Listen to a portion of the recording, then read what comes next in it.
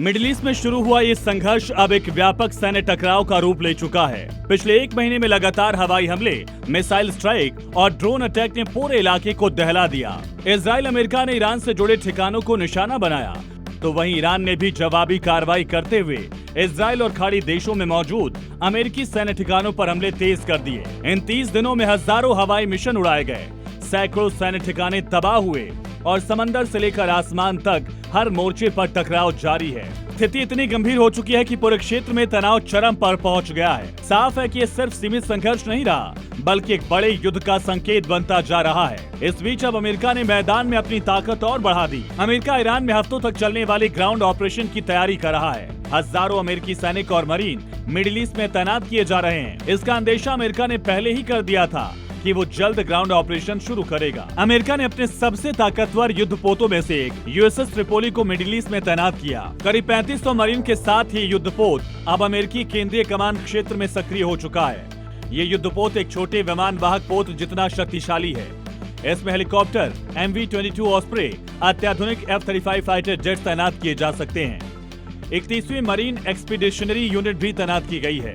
यानी सिर्फ तैनाती नहीं बल्कि संभावित बड़े सैन्य अभियान की तैयारी भी हो सकती है। लेकिन कहानी यही खत्म नहीं होती।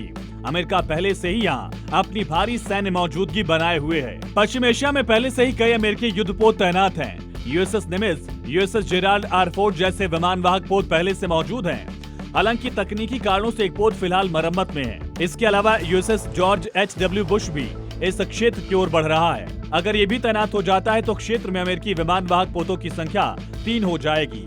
यानी समुद्र में अमेरिका की ताकत कई गुना बढ़ने वाली है। अमेरिकी राष्ट्रपति पहले ही साफ कर चुके हैं कि ये जंग ज्यादा दिन तक नहीं चलने वाली, क्योंकि मिडिल ईस्ट में चल रही जंग का असर पूरी दुनिया पर पड़ रहा है। एक तरफ ईरान के खिलाफ ग्राउंड ऑपरेशन की तैयारी शुरू हो गई, वहीं अमेरिका ने ईरान पर हमले तेज कर दिए। दावा किया गया कि अमेरिका ने तेहरान में एक यूनिवर्सिटी को निशाना बनाया। तेहरान की यूनिवर्सिटी पर हमले के बाद IRGC ने इसका बदला लेने की धमकी दी। ईरानी सेना ने अमेरिका को चेतावनी दी कि अगर उसने इस हमले की निंदा नहीं की तो अमेरिका और इजरायली विश्वविद्यालय भी निशाने पर होंगे। इसी बीच अमेरिका के ईरान में ग्राउंड ऑपरेशन को लेकर रूस का भी बयान सामने आया। रूस ने ग्राउंड ऑपरेशन पर चिंता जताई। अमेरिका ईरान में थल सेना तैनात करने पर विचार कर रहा है। इसके जवाब में ईरान ने चेतावनी जारी की और आज एक और वीडियो जारी किया। यानी ईरान भी पीछे हटने को तैयार नहीं है।